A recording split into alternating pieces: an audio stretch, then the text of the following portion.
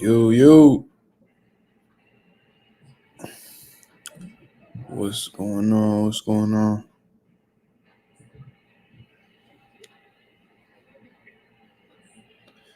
What's going on, y'all? What's up? What? None. What's going on? What's going on, y'all?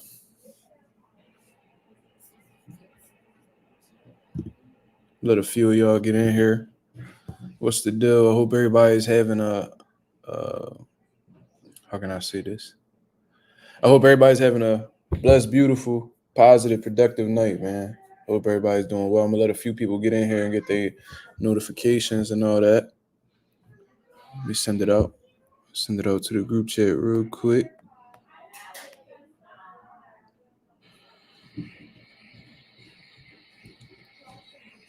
What's going on? What's going on?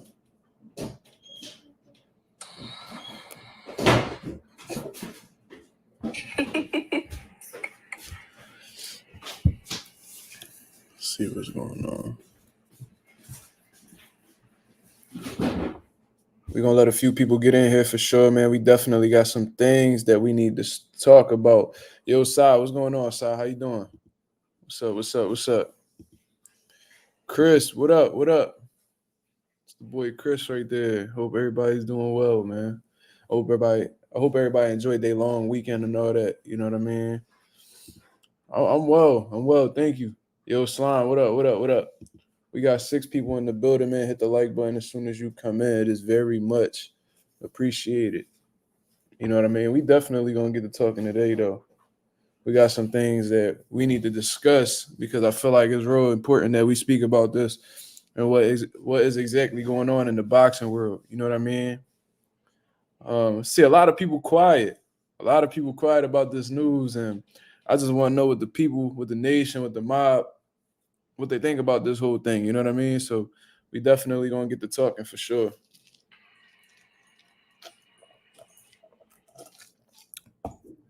Slam said, "Blessings, Mark. Shout out to the nation. Yeah, for sure, man. Thank you. I hope everything's going well with you and your daughter, you and yours. You know what I mean?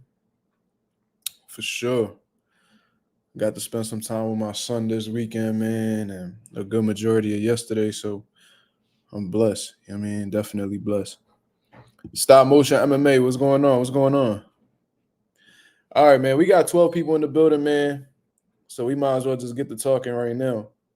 You know what I mean? Shout out to everybody that's tuned in right now. Hit the like button as soon as you come in. Chris says, "Shall boxing not let us down this year?" Yeah, I agree. You know what I mean? Because it was a fire 2023, man. We had some great fights.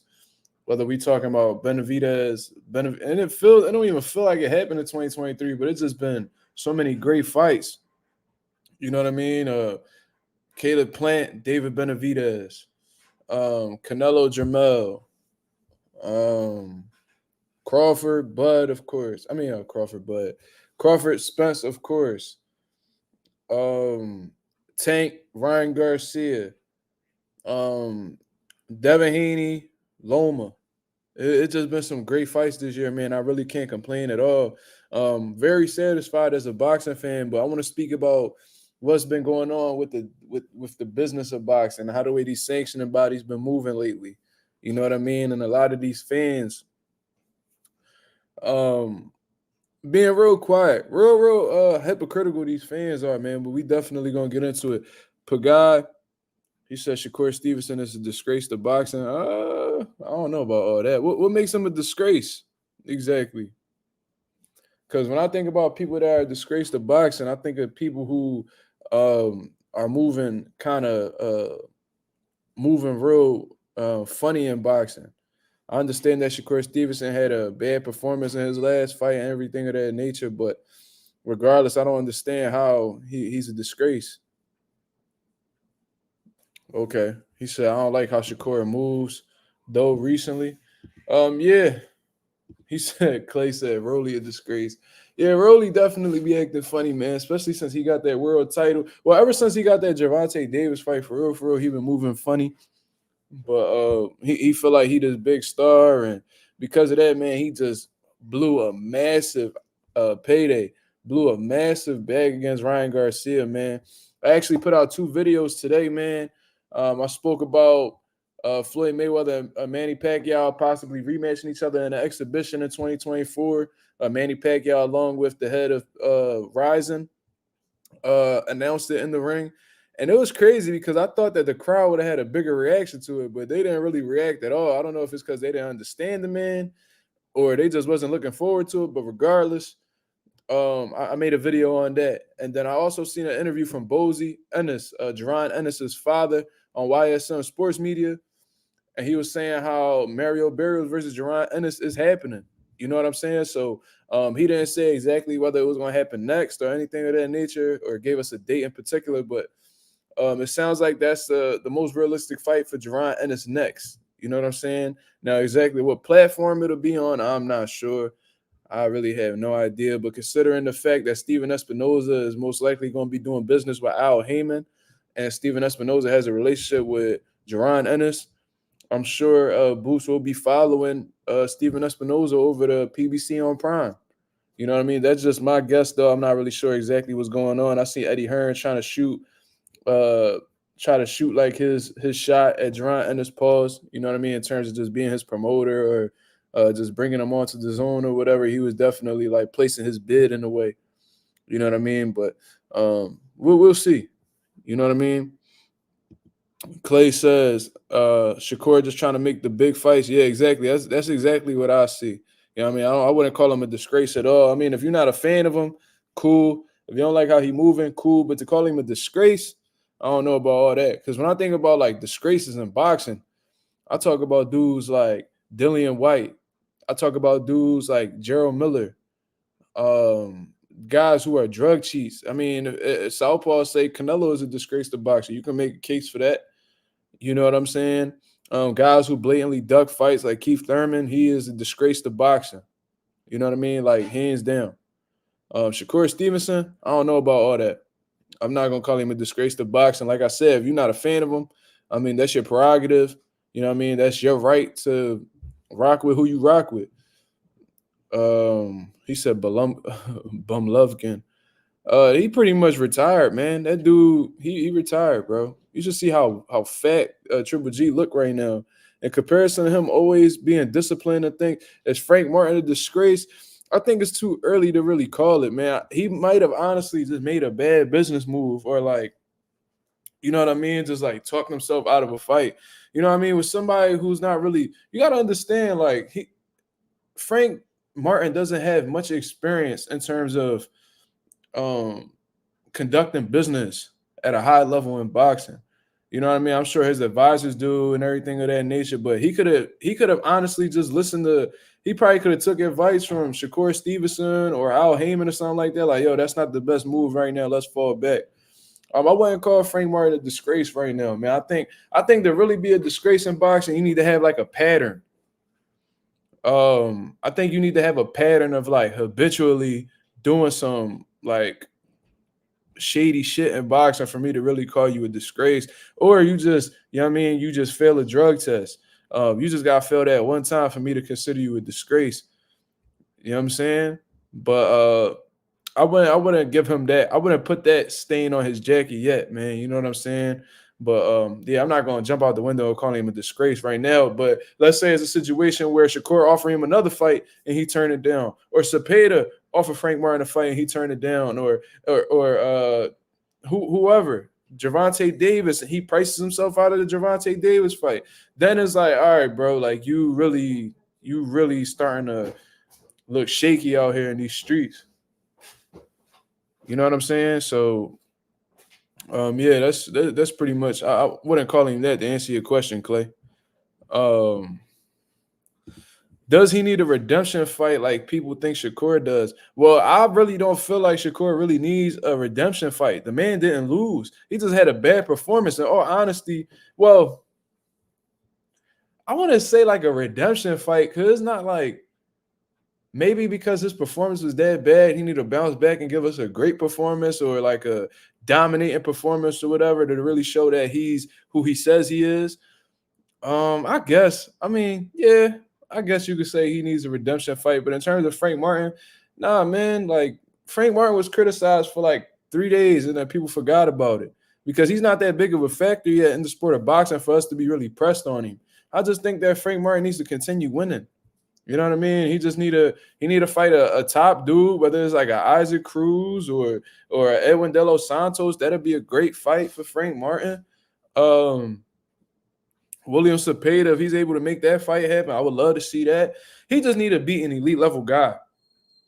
And people are going to be right back on the Frank Martin bandwagon. You know what I mean? That's just what I honestly believe.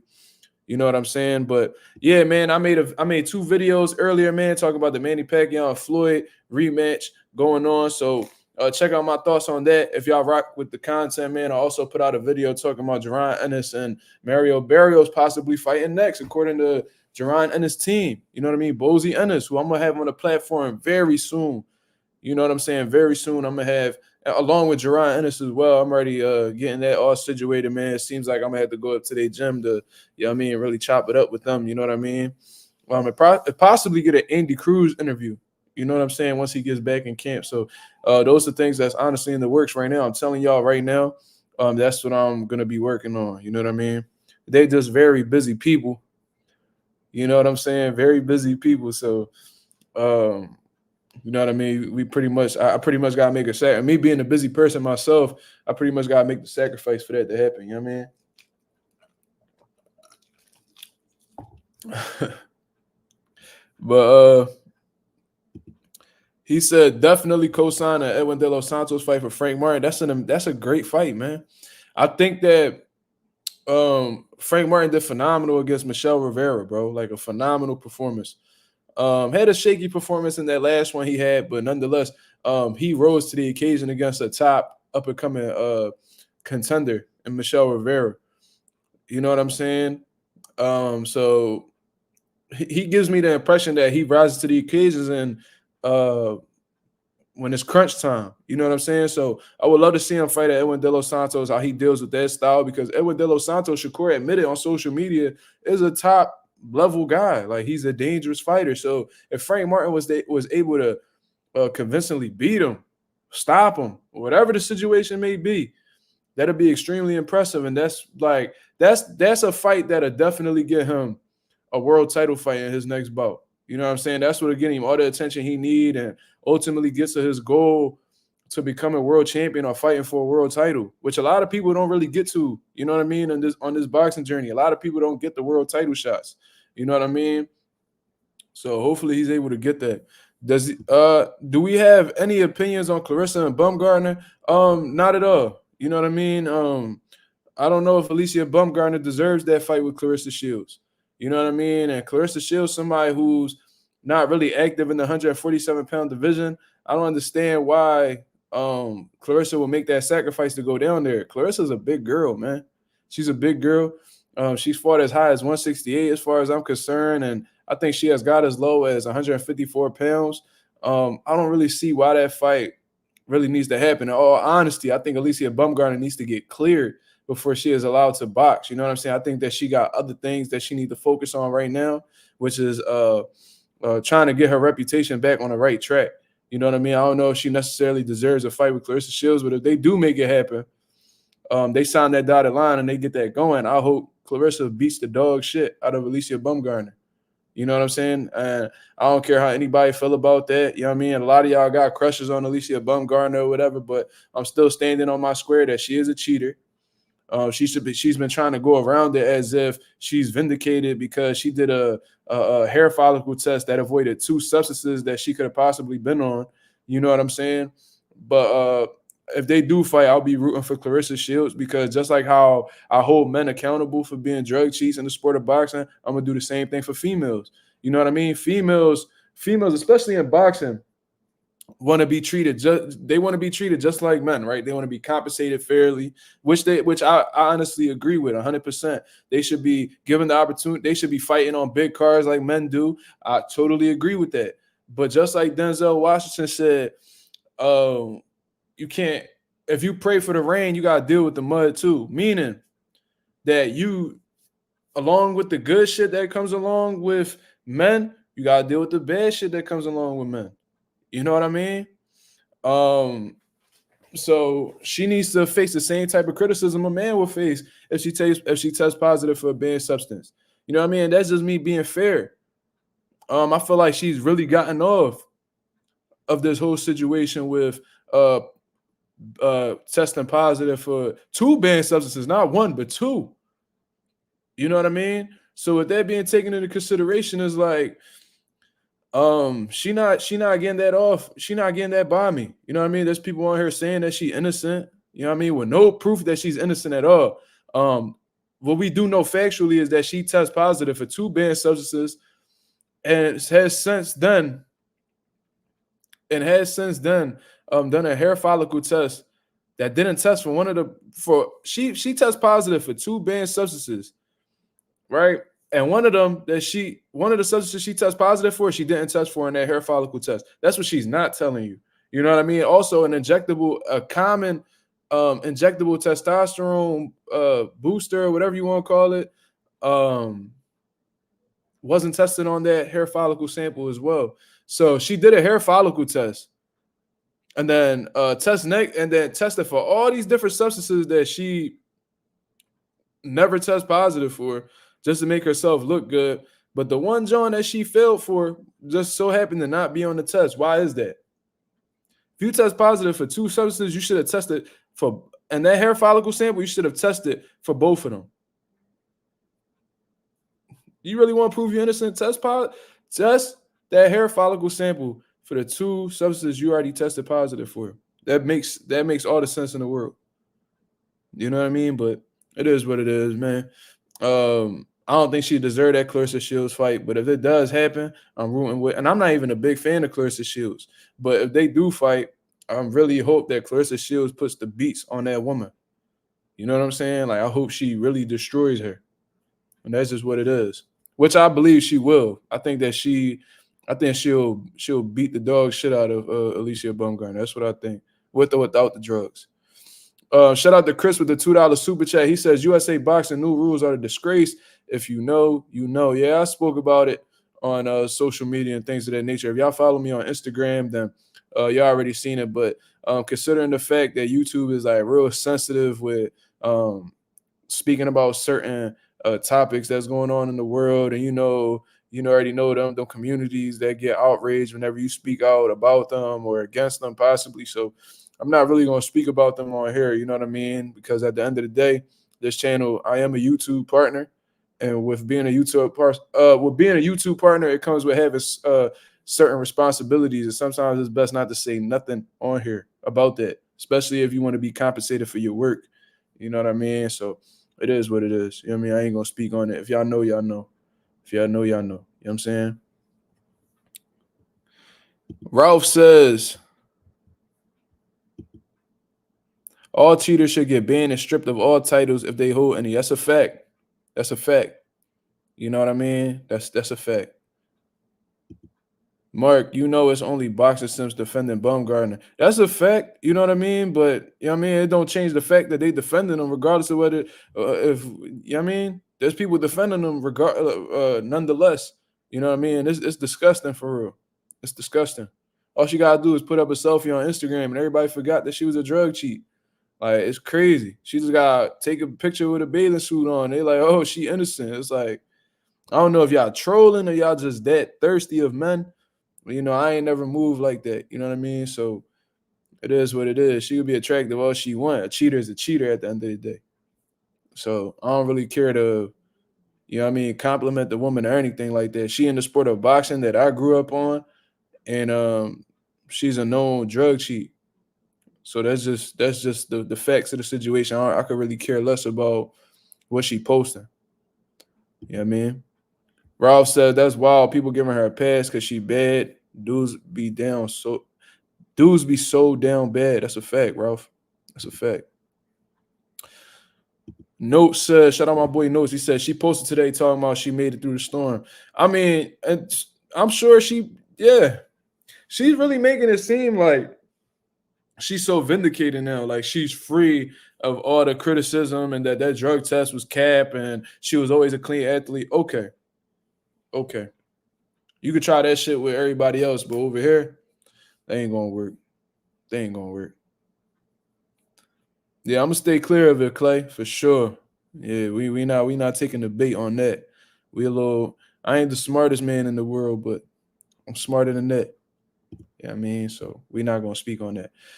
Clay says, I just watched that interview with Victor Conti and manager Marty. I'm convinced everyone is cheating.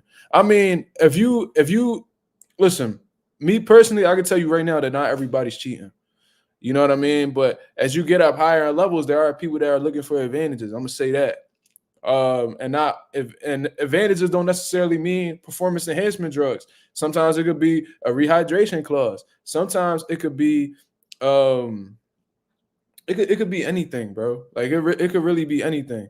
IVs to rehydrate, to put on more weight, weight manipulation, um, all types of things, bro. There's so many things. The higher you go up in skill, the higher you go up on that totem pole, the more people are looking for advantages because they so equal at the top that people are willing to do anything to get that extra edge. And like I said, it's not always performance enhancement drugs because believe it or not, there are clean athletes out here. There are athletes that are enrolled in 365 random blood and urine testing with VADA. It is what it is. You know what I mean? Chris with another $2 super chat. He says Amanda Serrano was robbed for fighter of the year. Oh, hands down. Hands down. There's no other woman, there's no other female fighter that has accomplished what Amanda Serrano has accomplished this year, and that's facts. You know what I'm saying? Um, she went 3-0, became undisputed. She defended her undisputed titles twice, and then was the first female to fight 12 3-minute rounds. 3-0, while Katie Taylor was 1-1. You know what I mean? All she did was lose to a woman and then avenge a loss against that same woman, and she's fighter of the year. Meanwhile, Amanda Serrano not only became undisputed before that, but defended her titles twice, and then, you know what I mean, did the 12 3-minute rounds, which is historic. Like she just opened up a whole new road for women to, you know what I'm saying, walk on. So if anybody deserves female fighter of the year, it's Amanda Serrano, hands down. It's hands down, no debating. Hands down, no debating. You know what I mean? Overall, like what she's done, her taking that step for females, like that's fighter of the year, men or women. You know what I'm saying? Like that's incredible, bro. Like I think that if she was a man and she accomplished that, I don't know, I don't know if she'll be fighter of the year and next to Crawford and anyway, but like she be mentioned for sure. She'd be mentioned. The fact that they just straight up gave it to Katie Taylor without even taking a second guess about it is crazy. You know what I mean? So it is what it is.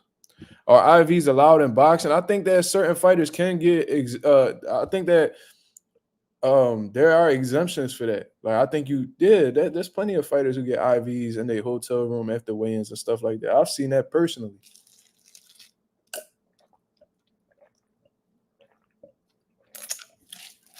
For sure. Because a lot of these dudes lose so much, they cut so much weight that 24 hours isn't enough off of like Pedialyte and water to, you know what I mean, get their body back into like get their body back on the right track. You know what I'm saying? So they do things like IVs, and those IVs replenish their system quicker. You know what I mean, put that weight on them faster. Because if y'all honestly believe that these dudes is putting on 20 to 30 pounds in 24 hours and are just drinking water and eating, nah, not at all. That's not how the body works. When you cutting so much weight, your stomach gets extremely small. I don't know if you guys have ever competed at all, but I can tell you this from personal experience. There was times where like the whole week, like I'm eating so little that your stomach literally shrinks. You know what I'm saying? So and pro fighters can tell you this as well. When you weigh in, the first thing you want to do is eat, but your stomach is so small from not eating regularly in such a long time that eating the smallest amount could fill you up. Or if you eat too much, your body will possibly reject it and throw it up. You know what I'm saying? So it's hard to imagine that these dudes is putting 20, 30 pounds on in 24 hours by just strictly eating and drinking water. Like that's not that don't in 24 hours, that's not really realistic. You know what I mean? So a lot of these dudes is using IVs, man. You know what I mean? Especially these bigger dudes that's in these weight classes. I ain't gonna say no names, of course. I'm not gonna sit here and put that out on them, but a lot of these dudes, are using IVs. You know what I mean? So yeah, like, come on, man. Have y'all ever cut weight for a fight? Like, have any of y'all, like, personally? I'm sure Jordan Sheriff, one of my guys who competes overseas in the UK and Spain and all that. He'll tell you. He will tell you, like, bro, your stomach gets so small in the process of a weight cut that if you eat just a little bit, you're gonna be like, damn, I'm full, dog. You get hungry with your eyes and you just fill up a big plate and you think you about to go to work. And then after like a good 5 minutes of eating, you like, damn, like, I can't finish this. You know what I'm saying? So I don't know, man. I think that IV does a whole lot for them. For sure. Puts all the electrolytes and everything that they need in their bodies. And you could also there's businesses that you could contact online that'll come to you with the IV. They have nurses that'll travel to you to your hotel room and, you know what I mean, have you sit down and they'll put an IV. They'll set up an IV for you while you sitting down eating or watching TV in the hotel room. They'll come to you. They'll come up to your room and do that. You pay like $100-something and it's there. You know what I'm saying? They do B12 IVs. Bro, all of this. So it's very real. They're not showing you it, but it's very real. You know what I'm saying? So Craig Hutchinson says, wanted to come on to say Happy New Year's. Happy New Year's, my brother. I appreciate it very much. Craig Hutchinson also said, Conte has a conflict of interest to say they are all cheating. He is promoting his program. If he wasn't promoting at the same time, I would say his words might have more weight. Of course. But it's very contradictory to be talking about how everybody is cheating in the sport of boxing when at one time you were contributing to that. So why are you speaking on this as if you got some kind of clean slate or you moving so proper in the sport of boxing, bro? You were arrested and the time in the feds for contributing to the dysfunction of boxing. You contributed to the steroid era in baseball. You know what I mean? When them dudes was all smacking home runs and breaking records and Barry Bonds and all them dudes, and bro, you was responsible for that. You did time. And now you coming out talking about how everybody in boxing is cheating. If that's the case, then I really don't even know how to approach that dude. It's like, bro, you gave them hope. You showed them a way how to cheat. You know what I'm saying? You taught fighters how to inject steroids in their body. You know what I mean? So before you speak about people cheating when you have no legitimate facts on the situation, speak about what you've done to boxing and why you feel like you still deserve to be in boxing, regardless of because you're not allowed in baseball no more, I'm sure. But you know, in boxing, they let anybody back in the sport. You know what I'm saying? So I just find it funny how Don King, somebody who put millions of dollars in fighters' pockets, is blackballed from the sport and essentially he can't get any great fighters in his stable. Meanwhile, Victor Conte could sponsor all the top athletes in the world when he was convicted for helping fighters cheat. Don King, did he scrape money off of the top of these fighters' paychecks? Yes, he did. But at the end of the day, all these promoters do that. That's just the name of the game. You know what I'm saying? You could very possibly be let's say they offer me a fight to fight Errol Spence, right? Let's just say hypothetically speaking. And I'm signed with Bob, let's say Bob Arum. Bob Arum be like, yo, Al Heyman and them is offering $5 million to fight Earl. You with that? Oh, yeah, that's my career highest payday. This is the fight I've been looking for years. Yeah, let's make the fight happen. In actuality, they may be offering me $7 million. You know what I mean? But because they talking from promoter to promoter or advisor to promoter, you know what I mean? I'm not privy to that information. So they could tell Bob $7 million, and then he could come back and tell me $5 million, and then he could just take that $2 million off of the top, put that shit in his pocket, and then just give me the $5 million. This happens. That's what Don King was doing. Bob Arum did it the whole time. All these promoters, he's not the only one. Mastermind says Don King is the greatest promoter of all time, hands down. Yo, I actually agree with that. That's probably I do agree with that. Look at all the fights Don King has made throughout the history of him being in the sport, and you tell me if he not the one of the greatest, if not the greatest promoter of all time. I just think that they did not like Don King because he was a black, flashy man that was outspoken. You know what I mean? If you know what I know about how the way this country work or how this world works in general, they hate a man that's all three of them. They black, flashy, outspoken. Like Floyd Mayweather said, those three strikes right there. And Don King happened to have all three of them qualities. You know what I'm saying? Made some of the best fights ever. You say you letting Don King manage you? No, not at all. But it's not necessarily because I think like at his peak, definitely, but because he doesn't have the resources that he once had, because he's not plugged in with the people how he used to be, because he's been essentially blackballed from the sport of boxing. Absolutely not. But during like the Mike Tyson era and when he was promoting Tito Trinidad and all them, oh yeah, we'd have been looking to see what Don King was talking about. You know what I mean? Yeah, because he was the man. You know what I'm saying? But at this particular time, considering the fact that he's not who he once was and not as plugged in as he used to be, and the money ain't what it used to be, you know what I mean? They've been able to successfully hinder Don King's career. So at this particular time, no. At this era, no. But I mean, when Don King was the man, he pretty much had the heavyweight division in a headlock. Oh yeah, yeah, definitely. That's a fact. Yeah.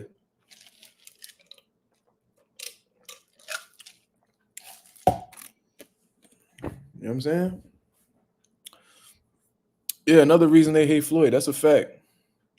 And you know what makes people hate Floyd more is that he was able to do what a lot of fighters weren't able to do, and that was maximize his potential and go out on his own terms and then successfully finesse the game. Because a lot of these fighters, they end up falling to the system, man.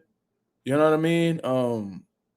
Staying in the game too long, or you know what I mean, fighting that guy that the media has been trying to push, even though that fighter may know that he's at a severe disadvantage. Like Floyd did things however he wanted to do. He maximized his potential, made the biggest paydays, and then got out of there before things got dark for him. You know what I'm saying? He understood when enough was enough, and he got up out the game with all his faculties. They mad that he successfully beat the game. A lot of these fighters, they make millions of dollars. You know what I mean? They got the nice houses and the beautiful women and all that. You know what I'm saying? But then a few years later, after they retirement, they looking to come back in the sport because they money funny. That's not something that Floyd really need to be concerned about. He successfully defeated the game. He successfully um, uh, succeeded at his mission. Like he did that. You know what I mean? I think that's another reason why a lot of people dislike Floyd, because he pretty much he robbed the bank and he left unscathed.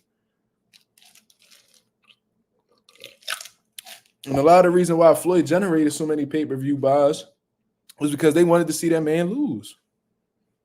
I swear, whenever I used to go to fights, whenever I used to go to like my aunt crib or whoever's crib to watch a Floyd fight, I was like the only one rooting for him. Everybody wanted Floyd to lose.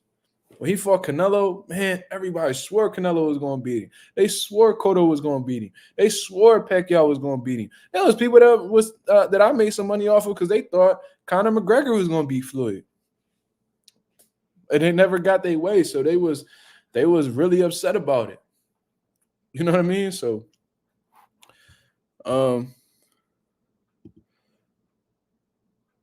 Mazuma, it is his age. If he was younger, he would still be running shit. Well, him and Bob Arum the same age. The only reason why I would disagree with you is because him and Bob Arum are the same age, and Bob Arum is still powerful in the sport of boxing. You know what I'm saying? They like in their early 90s. You know what I'm saying? They both in their early 90s, and Bob is still at the top of his game with Top Rank. Don King isn't. So I don't think it's necessarily his age. I just think that his reputation went down the drain when other promoters and fighters were speaking out against him, and it ultimately like destroyed him. Mark Morris says, "What the f are you Are you on about? Floyd was the favorite in all those fights. Did you really say Cotto was the favorite? You tripping?" Um, this dude, I know we share the same name, but you are an absolute idiot because at no particular time did I say that Cotto was the favorite. I said that when I was going to people's houses and watching these fights, a lot of the people wanted to see Floyd lose, and there were people that were saying that they believed that Cotto was going to beat Floyd. That doesn't necessarily mean he's the favorite. Does that mean that the odds makers was consider him the favorite? No, but there were people that actually believed that Cotto had what it took to beat Floyd. Yes, there were people that were under the impression that Pacquiao would beat Floyd. Yes, there were people that believed Conor McGregor would beat Floyd. Yes, Canelo Alvarez. Yes, that does not mean that they're the favorite. So don't put words in my mouth if you're not just because you're not able to comprehend what I'm saying doesn't mean that you could put words in my mouth. You know what I'm saying? Like reading exactly, reading comprehension is key. I'm sorry that you know what I'm saying, you had to spend a little extra time after school to get your reading skills up. But obviously that shit ain't pay off. You know what I mean? I don't know if you had your mom doing your homework for you. I don't know what the situation is, but I never said at any particular time that any of them dudes were the favorite to beat Floyd. I never said that. So you need to rewind this video, hear what I said, and then come back and you know what I mean, revise your comments because you don't know what you're talking about. You know what I'm saying? So uh anyway, yeah, that's what you need to work on. You know what I'm saying? I don't even think y'all should get him out of here. I don't think y'all should ban him or anything like that. He's just wrong. You know what I'm saying? Like he's not being disrespectful or nothing like that, but he obviously misinterpreted what I said. Even though I was being clear on what I said, he misinterpreted it. So it's not really like my problem. You know what I mean? Anonymous says reading is fundamental. I agree. Listening is fundamental too, because he wasn't reading what I was saying, he was listening to me. Yeah. Listen and process what somebody's saying before you speak. That's usually how you're supposed to approach things. You know what I mean? Think before you speak. He says, "What's wrong with someone thinking someone will beat someone?" You clear, bro. Yo, you clearly either just got into this live or you just don't know how to listen at all. I said that a lot of people hated Floyd because he was able to successfully finesse the game without essentially being touched or essentially being unscathed in the game. You know what I'm saying? Okay, you just got here. All right, so yeah, that's understandable then. What I was saying was Floyd, a lot of people dislike Floyd in his career because um he was able to lead a game unscathed, essentially. You know what I mean? Didn't really receive a loss, faced very little adversity in his career compared to the average fighter. Like you only seen him hurt a handful of times. You've only seen him in tough fights a handful of times. For the most part, he finessed just about everybody he done boxed, won clearly in a lot of his fights. Like whenever he had a tough or close competitive fight, he usually rematched them and made the fight easier. You know what I'm saying? So what I was saying was whenever I used to go to fight parties like with my family, I was pretty much the only dude there that would be rooting for Floyd Mayweather. I wanted to see Floyd win because I understood that he was great for boxing. And if he continued to win, the more boxing flourished. That's just what I believe. And I was just a big fan of him overall growing up. Like I used to look up to Floyd. Watching his 24/7s was my favorite thing to do. You know, like people sit back and they watch like Netflix and watch anime or you know what I mean, they watching a little favorite, like you know, girls be watching like Bad Girls Club and all that shit. And all. Bro, I used to sit back and I used to watch 24/7s with Floyd, bro. I used to watch his joint with Shane Mosley, Ricky Hatton, Miguel Cotto, Oscar De La Hoya. Those were my joints to watch. You know what I'm saying? I would be the only one. They'd be like, I remember Canelo and Floyd was had such a big promotion to it. And they was like, yeah, that young dude Canelo, he gonna beat Floyd today. How much you want to bet Canelo gonna knock out Floyd? There was people that genuinely believed that Floyd time was coming to take an L. And that was essentially why a lot of people watched Floyd. They wanted to see him lose. You know what I'm saying? So that's what I was pretty much saying, Mark. You know what I mean? Ain't no disrespect to you. I guess you just came on the live late and just misinterpreted what I said. You know what I mean? No disrespect at all. You know what I mean? You gotta listen before you speak. That's all. Was I watching Floyd Canelo live? Yeah, I was watching Floyd and Canelo live. There's not many fights from Floyd that I have not seen live. I remember watching Floyd and Ricky Hatton live when I was a young boy. Like that was, yeah. Floyd was the man, bro. I watched Floyd and Zab Judah live. I was a baby, but I remember like sitting there on my pop and watching the fights. Like, yeah, I really did. For sure. Davon Dawkins said, I remember that in 2013. Remember they called Canelo the one. Yeah. They said he was the one, that this was the passing of the torch and that there was going to be a new Mexican star in boxing, which it was. I mean, Canelo got better after that fight, you know what I mean, and got some meaningful victories and stuff like that. But yeah, when he fought Canelo, I was like 2013. I was like 14. 2013. I was like 14.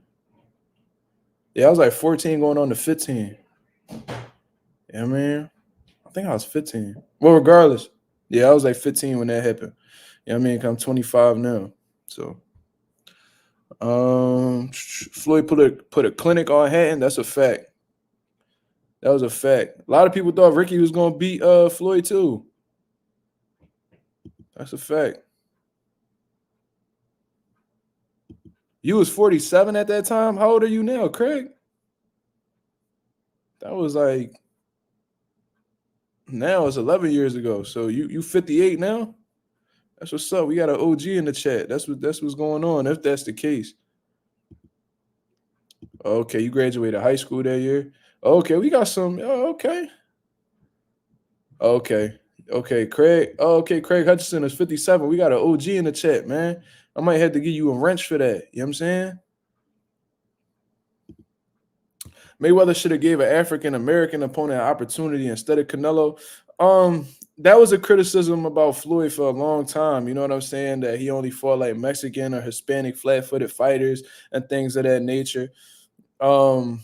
Yeah, that was a big criticism about Floyd. And honestly, that's what's going on with Gervonta Davis right now. Like they pretty much just copy and paste on Floyd Mayweather's blueprint and trying to install that in Gervonta Davis's career, which is a criticism that Gervonta Davis is currently facing as of right now.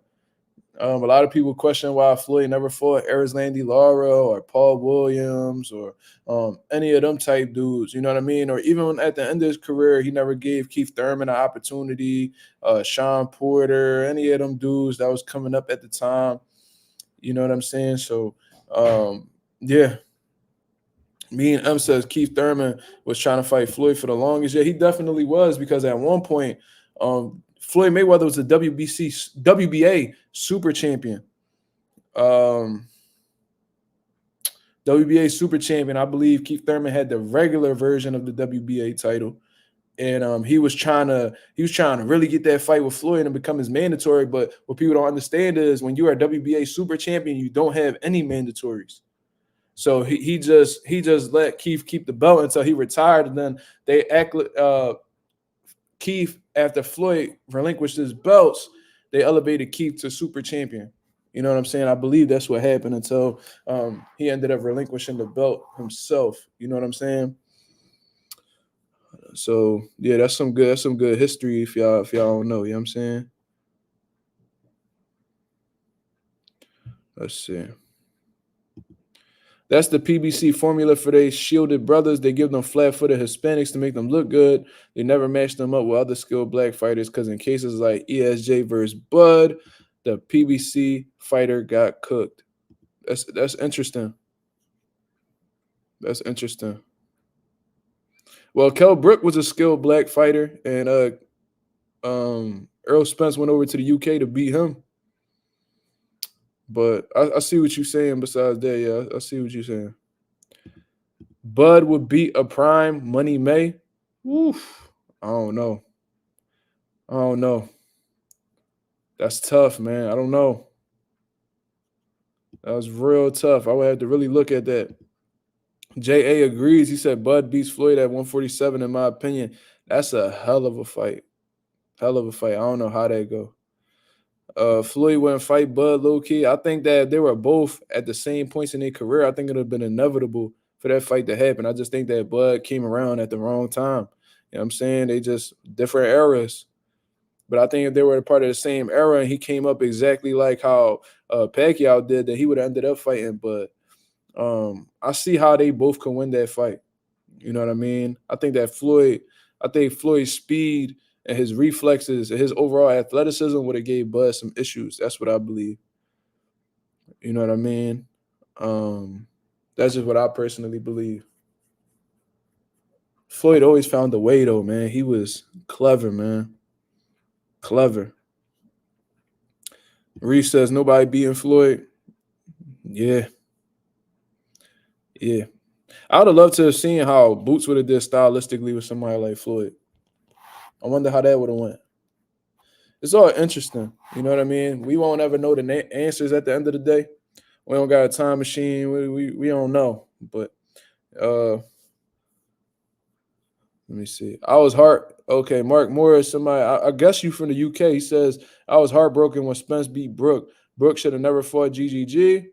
Not saying he would have beat Spence, but his career would have gone better. Yeah, I think that Eddie Hearn cashed Kell Brook out because that was supposed to be Chris Eubank that was supposed to fight Triple G, but for some reason, he pretty much kicked Eubank to the side and just sacrificed his boy Kell behind that. I have no idea why they did that. I don't know if it was because they didn't want to fight Earl right away or they didn't want Earl to take his O, so they just gave it to Triple G instead. I don't know exactly how that situation went. That really made no type of sense. No type of sense.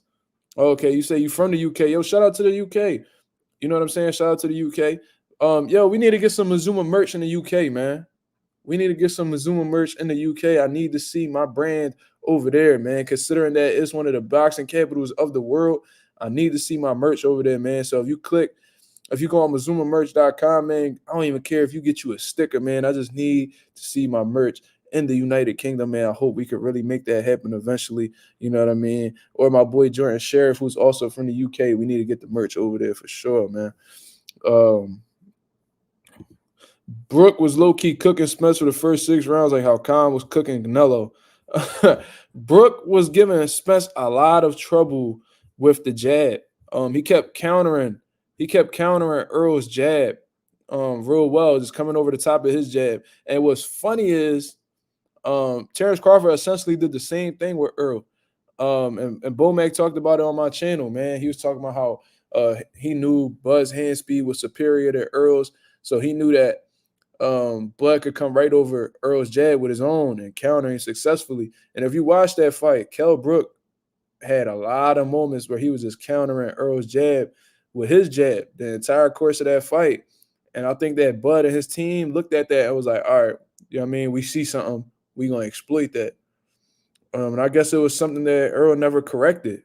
You know what I mean? Or Derek James didn't feel the need to correct because they were successful until that point. You know what I mean? So it's interesting how Earl gonna come back into this next fight. Speaking of Earl, it's funny how I did my last live. I talked about where the hell is Errol Spence, and then he comes out yesterday talking about I'm back. You know what I'm saying? I guess he after that loss to Terrence Crawford, he was like, I'm gonna just be off social media for the rest of the year. You know what I'm saying? So, you know what I mean, he waited until 2024 came up, and he was like, "Yo," he said, "Yo, I'm back." You know what I'm saying? So. That's interesting. So we'll see. Maybe that he's back on social media. We should be getting a date soon. You know what I mean? We should be getting a date between the rematch with him and Terrence Crawford. And what's going to be real interesting is what weight they're going to fight at. We got 34 people in the building, man. Hit the like button as soon as you come in. You know what I'm saying? It is very much appreciated. JA says, all these boxers tuned into Mazuma TV. Well, I don't think we there yet. But eventually, Yeah, they gonna see my channel. You know what I mean? I'm on the come up right now. What y'all witnessing right now is the come up. We witnessing the foundation being laid out. We not we just laying out the foundation right now. We not really at the building stages yet. You know what I mean? But hit the like button as soon as you come in, man. We got 34 people in the building. You know what I'm saying? So hit the like button as soon as you come in. It is very much appreciated. We 50 minutes in and we chopping it up with the people. You know what I'm saying? Like I always do. Um, let's see what the people talking about.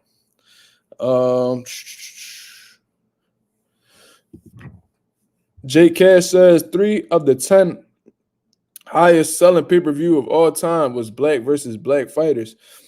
Um, that's facts. That's facts. I think Mike Tyson and Lennox Lewis is still one of the highest selling pay-per-views. That's a black versus a black fighter. Um, yeah. So yeah, there's this stigma going around, and it started with Abel Sanchez, nut ass. Triple G's old trainer was saying that black fighters don't sell, which is racist. You know what I'm saying? That's racist. So that's a racist comment. You know what I mean? And then on top of that, that's false. You know what I mean? Because some of the highest selling pay-per-view fighters of all time are black fighters. And all you got to do is just look at a list to know that. So I didn't really understand why that made any type of sense. Let me see. Eventually, let's spread the word for Mark to get him there. Yeah, I would appreciate that, man. I appreciate all the consistent support you guys been giving me. You know what I mean? There's people that told me that they found my channel with people sharing my videos on Facebook. So that speaks volumes to how much you guys support me. It is very much appreciated. Mastermind says better be Devin, Tank, or retire undefeated. So based off of that comment, I'm under the impression to believe that you don't think Devin and Tank will fight each other. And I don't know if Better Beef will beat Bivol at this point in time. Better Beef has been looking older in his latest fights. I don't know if it's due to his inactivity and not fighting once a year, but regardless, he's supposed to be fighting. I think he's fighting like Callum Smith. He fighting one of them dudes. I'm sorry, he fighting one of them UK guys. Mark Morris could correct me in the comments. He's fighting somebody soon too. But based off of that comment, I'm assuming that you don't believe Devin and Tank are gonna fight each other, Mastermind. But I don't know. I don't know if any of them dudes will retire undefeated, especially Devin. And it's not because he ain't skilled or anything, but he's taking a lot of chances against elite level guys. And typically, when you take a lot of chances against a lot of guys that are at their prime, you're gonna get into either a really tough fight or potentially lose a fight. That's just how the game goes. You know what I'm saying? Based off of how strategic Tank has been moving lately, it wouldn't be far-fetched to believe that he will retire undefeated, though. I'll tell you that. Mark Morris says, okay, so he's fighting Callum Smith. All right, cool. Personally, I think Bivol will beat Better Beef. Better Beef is fighting Callum Smith next. Okay. Tank going to retire undefeated. That's what Stop Motion says. That's possible. That's possible. But let's go back to this comment right here. He says, Bivol will beat Better Beef. Now, I'll tell you this. If Bivol were to fight the Better Beef that fought Vosdick a few years back, I would favor Better Beef. But considering the fact that this man is in his late 30s and is extremely inactive in his career, I think that's going to give Bivol the advantage, bro. I think Bivol is going to give Better Beef a lot of problems. If Better Beef doesn't successfully close the gap while he's applying pressure on Bivol and Bivol just picks him off with those straight shots, it's gonna be tough for Bivol to get past, man. For Better Beef, it's gonna be tough for Better Beef to get past. If Better Beef isn't able to deal with Bivol's volume, it's gonna be a tough job, man. I'm telling you, it's gonna be a real rough fight for him to get through. Better Beef also has a lot of scar tissue too, and with as precise and accurate of a puncher Bivol is, it could be all wrong for Better Beef at this point in his career. Do you think Bivol has been avoiding Better Beef? No, I don't think so at all. because we gotta take into consideration that the WBC was trying to blackball Bivol because he was from Russia, and you know that Russia is at war with Ukraine at this current moment. And even though Better Beef is also from Russia, they gave him a pass because he has a Canadian citizenship. So that was a roadblock that was in the way. I don't know if that roadblock is still up. I don't know if they worked something out. I don't know what the situation is, but I think it's a lot of politics that's involved with them dudes not fighting each other. But I think that's a fight. And a prediction on my channel that I have right now is that I think that Better Beef and Bivol will be fighting in Saudi Arabia in 2024. And for what I understand, Bivol has already signed his part of the deal to fight Better Beef, but Better Beef has to come out successful against Callum Smith to lock in that fight officially. You know what I mean? Which I think he's very capable of doing. So I've seen Callum Smith fight. I think that Better Beef would stop him. You know what I mean? But hopefully he is who he is himself, you know what I mean, and doesn't become a victim to Father Time in that fight. I mean, especially when you're in your late 30s and you got a long amateur background and everything like that. It's just a matter of time. You know what I mean? Boxing is a small window, man. Shout out to Claymore Rain with the $5 super chat. He says, these likes don't make no sense. I've seen 30 plus people in here. It's free, people. Hit the damn like. That's a fact, Clay. I appreciate that very much. You know, it's just a lot of people, they not really on here to support me. You know what I mean? It's just that they just want to hear what I got to say. And if there's something they disagree with me about, then they'll come on here and try to attack me. And if not, if I'm not giving them anything to look for, then they just dip, bro. Like, I don't know. I don't know, bro. I don't know what type of time these dudes be on, but regardless, we here, we rocking. You know what I mean? They can't stop what's already in motion. You know what I mean? My lives do pretty successful. The views are going up habitually. All my statistics are going up, so I'm doing what I need to do. Because I put the work in, I'm consistent. So I'm not really too pressed on that. You know what I mean? It is what it is. Let me see. Let me see how many likes are on here. Can I see? Could I possibly see how many likes are on here? It's not allowing me to see. But regardless, we in here. You know what I mean? Shout out to Oscar de la Fishnet. He says, Mazuma Nation. Yeah, for sure. Okay, we got 25 likes. They ain't bad. They ain't bad. You know what I mean? I've had worse. But for sure, God's plan. Let's go. Yo, and let's all come together. The 31 people that are in the building, y'all need to subscribe to Claymore Rain, man. Y'all have to subscribe to this dude. I hope that this man continues to go about this YouTube thing. I hope that he gets every single subscriber that comes on my channel. I hope he surpasses me. I do not care. You know why? Because we need more people that speak about the sport of boxing like Claymore Rain does, man. All facts. You know what I mean? And he's already his channel is already climbing, and he's doing some amazing views. I check in with his channel, make sure he's doing everything right, doing what he need to do, make sure he on here. I listen to his videos while I'm on my way to work or when I got something. I mean, I'm always tuned in. That man Clay is the truth, man. I need to tune in with him. And extremely professional with his setup and everything like that, man. I can't wait to set up my little man cave or my own little room to set it up in a way that it can make it look cool. You know what I mean? Subscribe to Claymore Rain, man, for sure. This is who we need representing boxing, reporting, boxing media. You know what I mean? But let's get to the actual topics because I essentially been on here for an hour and didn't speak on any of my topics. I just been chopping it up with y'all. So let's talk about exactly what's going on right now with Gervonta Davis. Gervonta Davis is our latest email champion. You know what I'm saying? You know what I mean? Gervonta Davis is the new email champion, the most recent email champion that has happened in the sport of boxing. And since then, a lot of people have been quiet about it, have been extremely quiet about it. And I know why this is.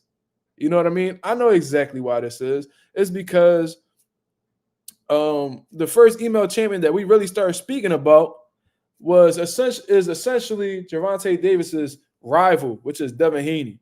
You know what I mean? And a lot of Gervonta Davis fans criticize Devin Haney for being the email champ.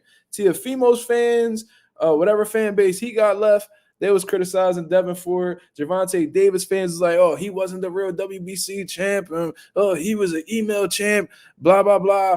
You know what I'm saying? Karma is a motherfucker for Gervonta Davis fans right now. I'm not going to lie to y'all, man. Chris with the $2 super chat again. He says Devin laughing his ass off. You already know he had a good time reading that report right there, but that is Claymore Reigns' channel as well, man. Click that link.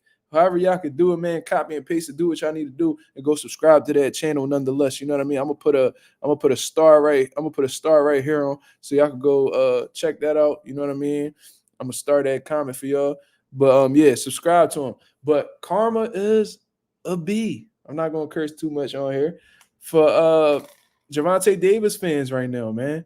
Because what y'all was considering, what y'all was making fun of Devin Haney for, the script just flipped on y'all boy Gervonta Davis, man. Now Gervonta, he's made it clear he don't really care about titles. He said before that he don't want it. You know what I mean? He don't care. He just care about the money. He a prize fighter, blah, blah, blah. So this might not be something that really carries with Gervonta, unless he just like, all right, I'll take the belt, whatever. But he doesn't really care from what he's been saying. But it's still funny. You know what I mean? That he's our latest email champ. You know what I mean? And I'm going to make a video about this tomorrow. But this is just the era of email champs where people could earn titles without fighting for them. This is the era that we're in right now. I don't know exactly what's going on, man. I think it goes back to let's see. I think Jamal Charlo was the first one I heard because I think at one particular time he was Triple G's mandatory essentially. I think he had the WBC interim. And then when Triple G didn't want to defend it, ended up vacating the belt or getting stripped or whatever, they handed it to Jamal. Then we started hearing about Devin Haney being given the belt. Then we seen Costa Zoo be handed the belt. Then Jaron Ennis handed the belt. Now Gervonta Davis handed the belt. You know what I mean? And there's essentially no real difference. Like I seen people like, oh man, like the difference is this, and that. Bro, the fact that remains at the end of the day is that they got titles without fighting for them. Just handed it to them. Real similar to Jaron Ennis' situation. Jaron Ennis was the IBF interim champ after beating Romain Villa, I believe. I don't know which fight it was, but essentially he got the IBF interim, right? So, and that's why Notes is just putting like little crying emojis in the comments because Notes is a notorious Gervonta Davis fan. You know what I mean? And I'm sure he was one of the dudes who criticized Devin Haney for being an email champ. So he's pretty much speechless now because they did it to his boy. But we gonna talk about it. You know what I mean? It's all good. I mean, I'm not shitting on nobody. I'm just speaking on what's relevant right now, what actually happened. So Boots is the IBF interim. Essentially, he was the mandatory for whoever had the IBF. Terrence Crawford ends up winning it, but he's not able to defend that title against Jaron Ennis because he is in the middle of a rematch clause. So what do? They strip Terrence Crawford of his belt, and instead of making it vacant and having Jaron fight somebody for it, they're like, "Oh man, no, man, you could just keep it, man. Yeah, just go ahead, man. You're the new champion now. It's okay." You know what I'm saying? You know why? You know why I think they just handed people the belts now? Because they don't want to wait for their sanctioning fees, bro. Or they already have in mind who they could maximize that bag off of, so they just hand it to them. Oh, why would I leave the belt vacant? Why would I have the belt vacant for this guy to possibly win it when I could just hand it over to this dude and he could defend it and we could just make sanctioning fees off him? I don't know. I'm just thinking. You know what I'm saying? But it's funny. Real similar situation Jaron Ennis, Gervonta Davis went through because Gervonta Davis was a WBA regular champion. I think after he beat Rolly Romero. And Devin Haney was the full-fledged WBA champion after he beat Kambosos. So because he was a WBA interim, Devin Haney was trying to make the WBA make Gervonta his mandatory. And Leonard Ellerbe and Tank Team was like, man, listen, we ain't doing none of that. We ain't nobody gonna force us to fight. We ain't gonna have nobody force us to do anything. You know what I'm saying? So yeah, I mean, y'all could just take this belt back. And then after that, the WBA started folding. It was like, oh, never mind. You know what I mean? Just keep the WBA regular. Then my fault. No, I'm sorry. You know what I'm saying? They ain't want to ruin that relationship. You know what I mean? Because they still getting paid off of Gervonta Davis for the sanctioning fees. So they ain't want no smoke. They ain't want that man to let go of that belt. They trying to get paid. So they was like, oh, never mind. You know what I mean? So now I know they're ecstatic to give Gervonta Davis that full-fledged title and upgrade him to the full champion. But the question is Gervonta going to keep that belt? Is he going to keep that belt? I don't know. Stop Motion MMA says Ken Norton was the first email champ. I'm going to have to do more research on that. I don't know anything about that, but I'm sure there's been champions in past eras that were just given titles or something of that nature. But yeah. He might just give up the belt, man, because he probably don't want to pay no sanctioning fees. But I think a lot of fighters are getting frustrated with sanctioning fees in general. So I wouldn't be surprised if later down the line belts start to become more and more irrelevant. You know what I mean? Wasn't Lennox Lewis the first email champ? I don't know. I don't know. I would have to do more research on that, man. I don't know. I don't know how that goes exactly. But regardless, Gervonta Davis is our latest email champion. He is our latest email champion. So it's real interesting how quiet Gervonta Davis fans are right now. Paying for a belt is wild, essentially. It's like, yo, y'all the ones who want me to fight for the belt, and then I gotta pay for it. It kind of reminded me of, I remember one time I was this is back when I was in college, right? We used to have these monks just walk around our campus and stuff. And I remember the one time a monk came up to me, and I didn't understand. Obviously, we had a language barrier. You know what I mean? We wasn't understanding each other. And he just he put a bracelet around my wrist, like one of those little, I guess, like bracelets they be making or whatever. And I was like, oh, this is actually pretty nice. I was looking at it. I was like, oh, this is actually pretty nice. And then he said $10. $10. I was like, what? You put this on my wrist voluntarily, and you telling me to pay for it? No, bro, take this back, bro. Like, you putting it on my wrist as if you giving it to me. Like, I didn't come up to you and ask for it. Nothing. Y'all just straight up just like, you put it on my wrist. I'm like, oh, he just gave me a nice little gift. That's what's up. Now you telling me $10? Oh no, we ain't doing that. I said, no, you can have this back. You know what I'm saying? So it's kind of like y'all the ones who decided to rank me in a sanctioning body to fight for y'all belt, and then I fight for y'all belt, and now I gotta pay to keep it. Y'all the ones who requested that I fight for this belt. Why I gotta pay for it? You know what I'm saying? So I was really confused, bro. I was like, what is going on?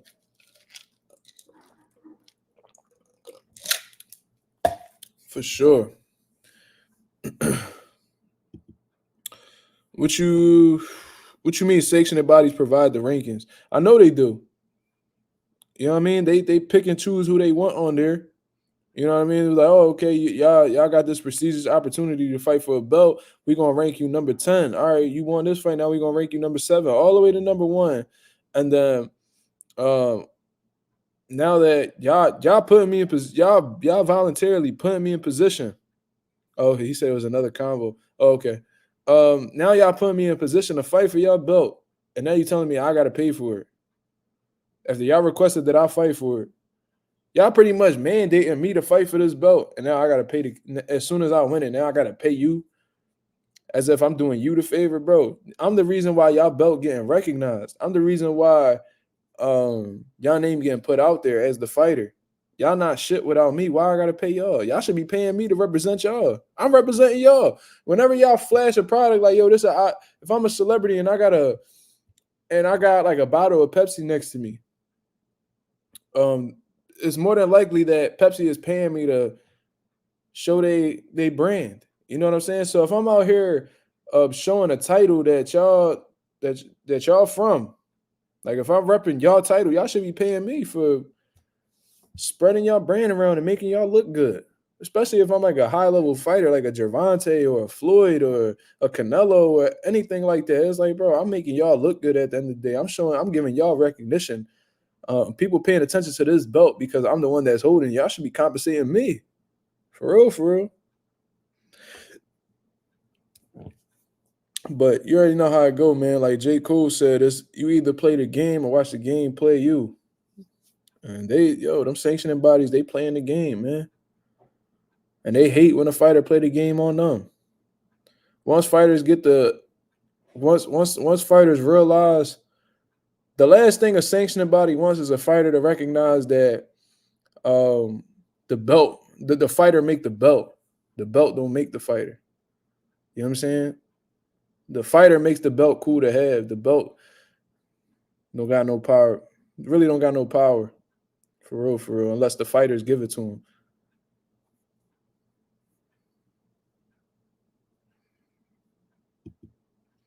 Sanctioning bodies with the belt is like dope dealers selling you a brick all right, but still wanting to cut. Yep. Yep. So what I also wanted to speak about before I get up out of here, man, is Anthony Joshua returning to the ring in March. And nope, it's not going to be against Deontay Wilder, man. Deontay Wilder fumbled that bag, bro. And this is why I tell y'all that I'm not a fan of marinating fights, because how the way it's looking right now, they have successfully been able to maneuver past Deontay Wilder. You know what I'm saying? Even despite Anthony Joshua saying that he'll still take on Deontay Wilder, he has different options now. So according to Eddie Hearn, the next three possible opponents for Anthony Joshua is Philip Herkovich, Francis Ngannou, and Zhang, Big Bang Zhang. You know what I'm saying? In all honesty, I ain't gonna lie to y'all, man. That's a pretty good list of guys. I would rather see Deontay Wilder as an opponent instead of Ngannou. But I understand there's some clout behind Francis Ngannou's name, and there's a lot of people that believe Ngannou beat Fury, so why not? I understand. You know what I mean? I understand why they put them in there. But Philip Herkovich, man, I don't know, man. I don't know. Like, I don't know if I want to see him fight Anthony Joshua at this particular time, man. Like, I understand he was on the undercard and he got like a first round knockout. But I think that Herkovich is going to end up being the opponent for Anthony Joshua, because even prior to the fight with Joseph Parker and Deontay Wilder, Eddie Hearn was already speaking about Joshua fighting Herkovich for the vacant IBF title. I've been hearing that. But one thing's for certain, man, Deontay Wilder is not going to be that dude. So I think, in all honesty, in March is going to be Anthony Joshua versus Philip Herkovich. I think that Zhang, especially how the way he looked against Joe Joyce and everything, man, I think that they feel like that's too big of a risk right now for very little reward. But considering the fact that an IBF title might be on the line against Herkovich, I think that's the direction they're going to go in. But how is Anthony Joshua going to feel vindicated as a champion when he's pretty much just grabbing a belt that they took from Alexander Usyk? Like, how? How are you going to feel vindicated as the IBF world champion when you just grabbing the crumbs that fell off Alexander Usyk table? Usyk beat you for that belt. But because I guess he's fighting Tyson Fury and they both have a rematch clause, they wasn't trying to wait, so the IBF is going to strip him. How do you feel vindicated as a champion? For you to beat a man, you got to beat the man. And you grabbing that title, is we really going to respect you as a champion? If you beat Herkovich for that IBF, are we going to consider you the champion? I don't know, man. I don't know. Reese says, want to see Jared Anderson get in the mix? Of course. Of course. You know what I mean? I definitely want to see Jared Anderson get in there. I would like to see him. Oh, man. Him and Frank Sanchez would be a banger, bro. Jared Anderson versus Frank Sanchez, that'd be a good-ass fight. Jared Anderson versus Herkovich would be a good fight. Um, him versus, I was gonna say Joe Joyce, but Joe Joyce, I don't know if he's gonna come back and take that type of a fight right away. Um, who else? I still would like to see F.A. Ajagba and Jared Anderson, considering that they both were top ranked. They could definitely make that fight happen.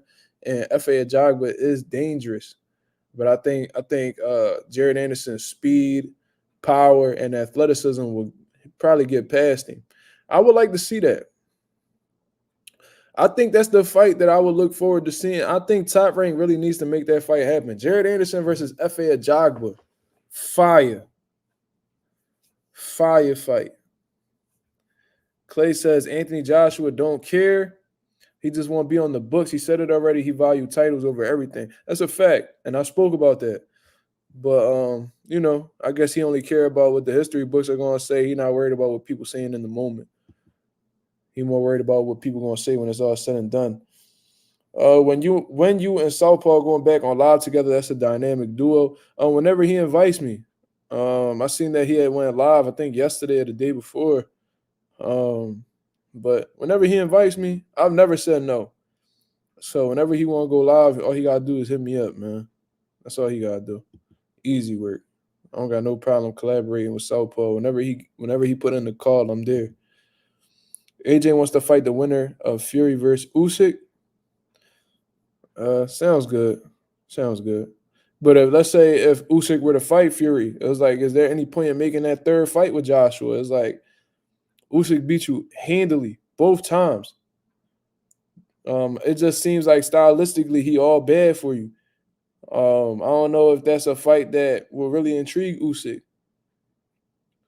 I don't know, man. I would rather see like Zhang fight Usyk or something like that. AJ had two opportunities and he fumbled both of them. So why would he deserve a second fight? It's not really a rivalry if you losing twice. You know what I'm saying? Clay says most definitely Anderson versus Sanchez is crazy. That's a fact. I would love to see that. Frank Sanchez is a monster, bro. He slept on for sure. I think Jared would beat Sanchez. Sanchez is too damn slow, even with the killer instinct. I don't know, man. I would have loved to have seen. I think Luis Ortiz came around the wrong time, bro. Like, I would have loved to have seen a prime Luis Ortiz in this mix with current heavyweights with Philip Herkovich. Of course, Frank Sanchez, Cuba versus Cuba. That would have been fire, bro. Prime Luis Ortiz versus any of them dudes. Zhang, crazy. Yo, Prime Luis Ortiz versus Zhang, bro. Oh my God. I'd be like, yo, take my money, bro.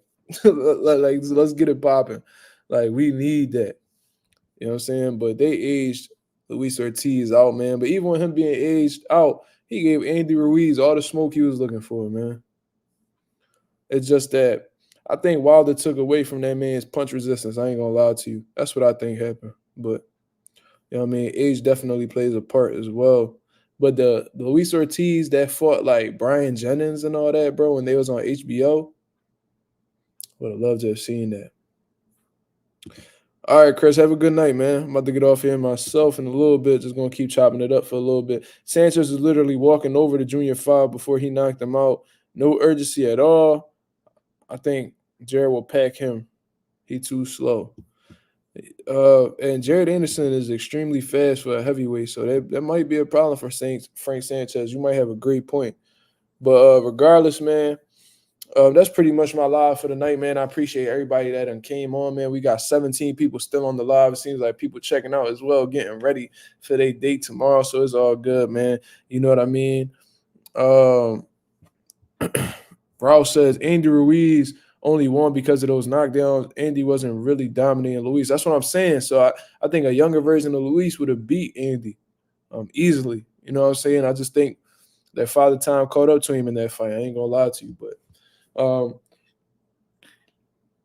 that's pretty much my spiel for the day, man. I appreciate everybody that came on and supported the channel, man. Shout out to everybody who donated in the super chats tonight, man. Chris with 3 super chats along with Claymore Rain with his super chat as well, man. Like I said, follow Claymore Rain on YouTube. Subscribe to the channel, man. I appreciate everybody that was on here. Ralph, Clay, Anonymous, Reed, Stop Motion MMA, man. I appreciate everybody that was on today. I'll be back with a couple videos tomorrow talking about the era of the email champ going down. That's going to be posted up tomorrow, man. So be on the lookout for that. But until then, man, I hope everybody has a beautiful night. You know what I mean? And a great morning to follow afterwards, man. I'm out of here. Shout out to the nation. Shout out to the mob. I'm out of here, man. Peace.